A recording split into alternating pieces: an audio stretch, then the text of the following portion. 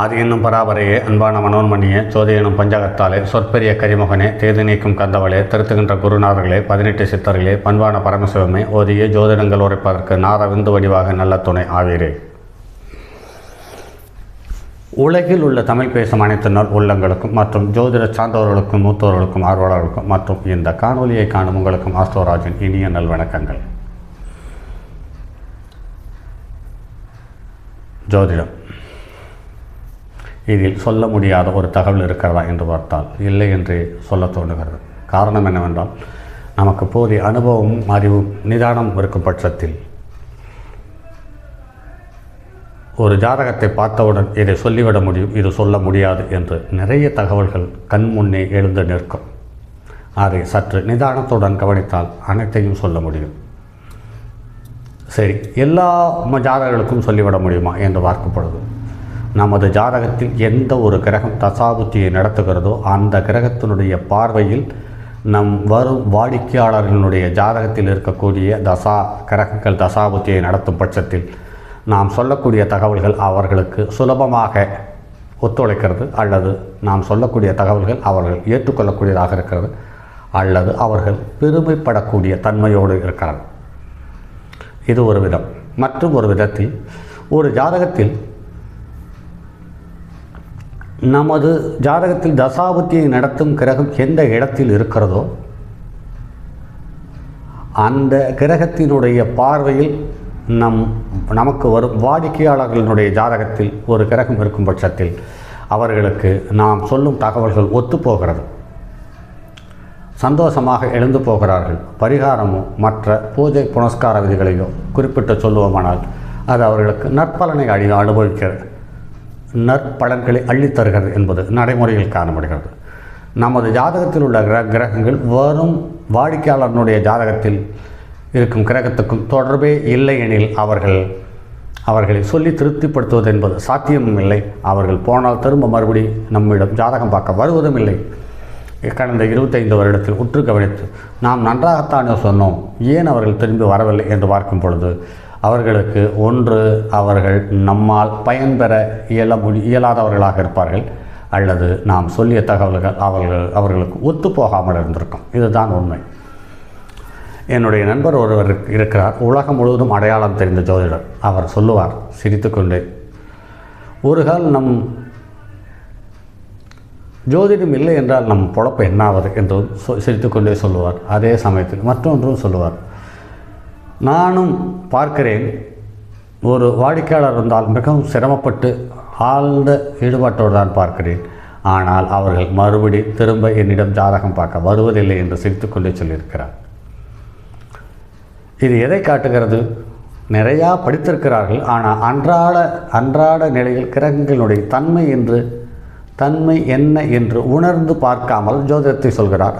அதனால் அவர்களுக்கு அது ஒத்துப்போகவில்லை, அதனால் வருவதில்லை. அடுத்து, நம்முடைய ஜாதகத்தில் எந்த கிரகம் தசாபுத்தியை நடத்துகிறதோ அந்த கிரகம் எந்த நட்சத்திரத்தில் இருக்கிறதோ அந்த நட்சத்திரத்திற்கு 3, 5, 7 நட்சத்திரங்கள் வரும் பட்சத்தில் அவர்களுடைய தசாபுத்தியை நடத்தும் கிரகமாக அமைந்துவிட்டால் மிகவும் சிரமப்பட வேண்டியிருக்கிறது.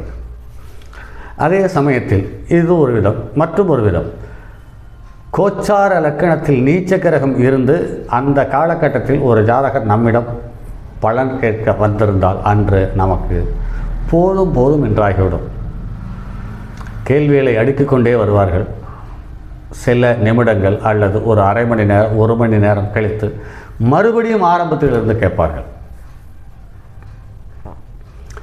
இது ஏன் இப்படி நடக்கிறது என்று உற்று கவனித்து தற்போது அவர்கள் வந்திருக்கிறார்கள், என்ன லக்கணம் ஓடிக்கொண்டிருக்கிறது, எந்த இடத்தில் சந்திரன் பயணிக்கிறது, கோச்சார லக்கணத்திற்கு நீச்ச கிரகத்தின் தொடர்பு இருக்கிறதா என்று பார்க்கும் பொழுது அப்படி நீச்ச கிரகத்தினுடைய தொடர்பு இருந்தவர்கள் இருக்கும்போது பார்த்த ஜாதகங்கள் வாடிக்கையாளர் திருப்திப்படுத்தவும் முடியவில்லை. அதே சமயத்தில் அவர்கள் திருப்தியாக நாம் எதிர்பார்க்கும் பணத்தையும் தருவதில்லை. நிறைய சங்கடங்களை சந்திக்கிறது. ஆக ஜென்ம லக்கணத்திற்கும் கோச்சார லக்கணத்திற்கும் இருக்கக்கூடிய தொடர்பு நம்மளுடைய அன்றாட நிகழ்வுகளை நிர்ணயம் செய்கிறது என்பது நடைமுறையில் காணப்படுகிறது.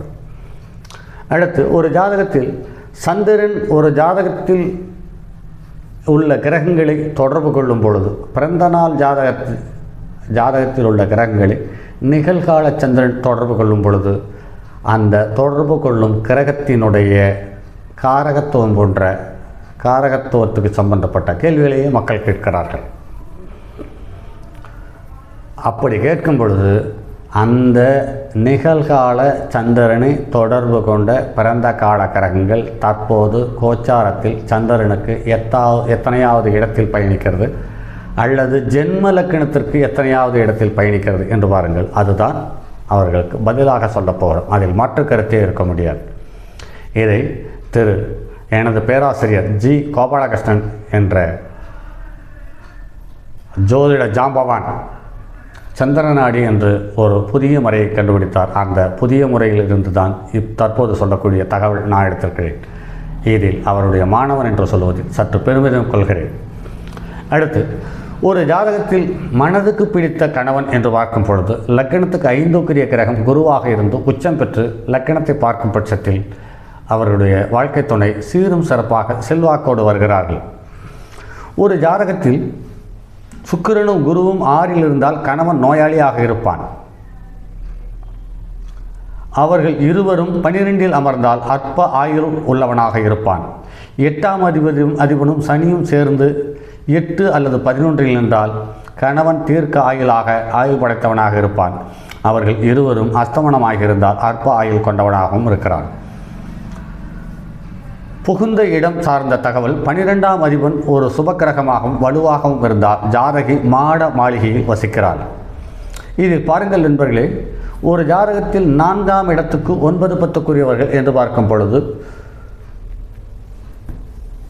லக்னமும் 12க்குரியவனும் பலம் பெற்று பரிவர்த்தனை பெற்று இருக்கும் பட்சத்தில் அவர்களுக்கு மாட மாளிகைகள் கூட கோபுரங்கள் போன்ற அருமை மிகுந்த செல்வம் உள்ள செல்வாக்கை தரும் கட்டிடங்கள் அவர்களுக்கு உதவிகரமாக இருக்கிறது என்பது நடைமுறையில் காண முடிகிறது. அடுத்து, விதவை என்று பார்க்கும் பொழுது 9 குடையவன் சூரியனுடன் கூடி 7ல் நின்றாலும் 9ஆம் அதிபதியாவது அவன் இருந்த வீட்டுக்கு அதிபனாவது 2, 3, 6, 8, 12ல் மறைந்தாலும் மறைந்து அந்த அதிபதிகளின் அந்த பாவகத்தின் கிரகத்தின் தொடர்பு பெற்றாலும், அதாவது 6, 8, 12ல் மறைந்து 6, 8, 12க்குரியவனுடைய தொடர்பு ஏற்படும் பொழுது அவர்களுடைய தசாபத்தி நடக்கும் பொழுது பலமான பாதிப்பையும் சங்கடத்தையும் தரக்கூடிய நிகழ்வுகள் வாழ்க்கையில் நடந்து விடுகிறது. அதே சமயத்தில் 9ஆம் அதிபன் பாவக்கிரகமாக இருந்து உச்சமாகி இருந்தால் அவன் தீர்க்க ஆயுள உடையவர்களாகவும் இருக்கிறார்கள்.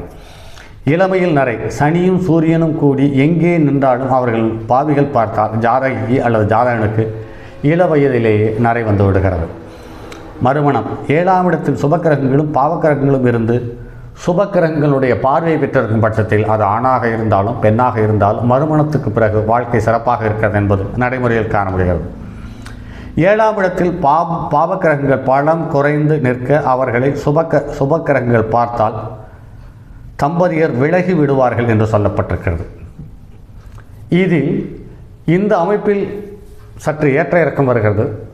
1, 6, 10க்குரியவர்கள் அல்லது 1, 6, 10ஆம் இடங்களில் கிரகங்களிலிருந்து தசாபுத்தியை நடத்தும் காலத்தில் குடும்பத்தில் பிரிவினை வந்து விடுகிறது. அதில் பாவக்கிரகங்கள் தொடர்பு இருந்தால் கணவன் மனைவி என்ற உறவை விட்டு பிரிந்து விடுகிறார்கள். அப்படி இல்லாத சுபக்கிரகங்களுடைய தொடர்பு இருக்கும் பட்சத்தில் அவர்கள் தொழில் நிமித்தமாக பொருளாதார நிமித்தமாக அவர்கள் வெளியில் பிரிந்திருக்கிறார்கள் என்பதை நடைமுறையில் காண முடிகிறது. அல்லது அலுவல் பணி அதாவது மத்திய அரசு பணி மற்றும் மாநில அரசு பணியில் வெளியூரில் பணி செய்ய நேரும் பட்சத்தில் தற்போது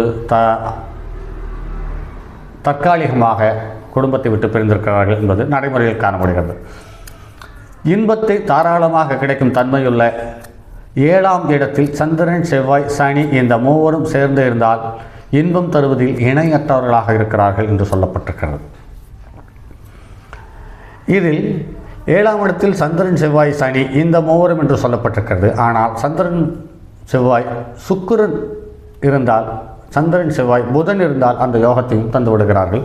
ஆனால் சனி இருந்தால் யோகத்தை தருவதாக சொல்லிக் கொள்கிறார்கள்.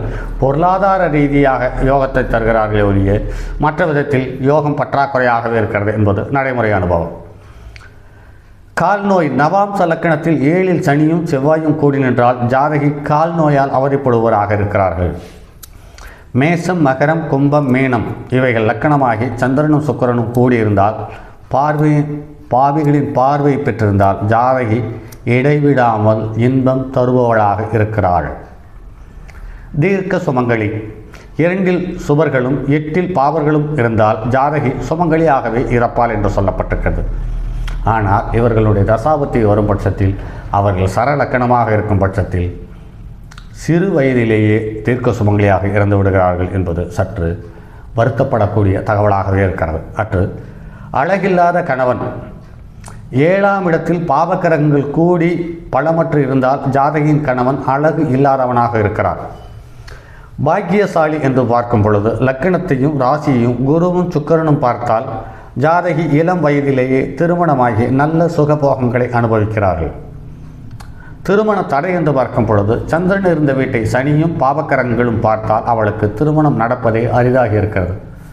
அப்படி தப்பித்தவரை 1-2 ஜாதகங்கள் திருமணத்தை செய்த பிறகு கணவனுக்கு 1க்கு மேற்பட்ட உறவுகள், மனைவிக்கு 1க்கு மேற்பட்ட உறவுகள் என்று பார்க்கும் பொழுது ஏதோ கடமைக்காக கணவன் மனைவியாக வாழ்கிறோம் என்று சொன்னவர்களும் நடைமுறையில் இருக்கிறார்கள் என்பது சற்று கசப்பான உண்மை. சரி நண்பர்களே, மற்றும் ஒரு பதிவில் சந்திப்போம். அதுவரை உங்களிடமிருந்து விடைபெறுவது உங்கள் அன்பு நண்பன் எம் ராஜரத்தினம். என்னுடைய அலைபேசி எண் 9788972999 மற்றும் ஒரு எண் 9791399649. தங்கமான் மழுவோடேந்தி தன்மதி தலையில் கொண்டோர் மங்கையர் பறிக்கச் சொன்ன மாமொழி ஜோதிடத்தை இங்கு யாம் உரைப்பதற்கோர் இமை என்னும் பிழை வராமல் காக்க செங்கன் மால் மருகன் யானைச்சேரன் பதம் காப்பதாமே.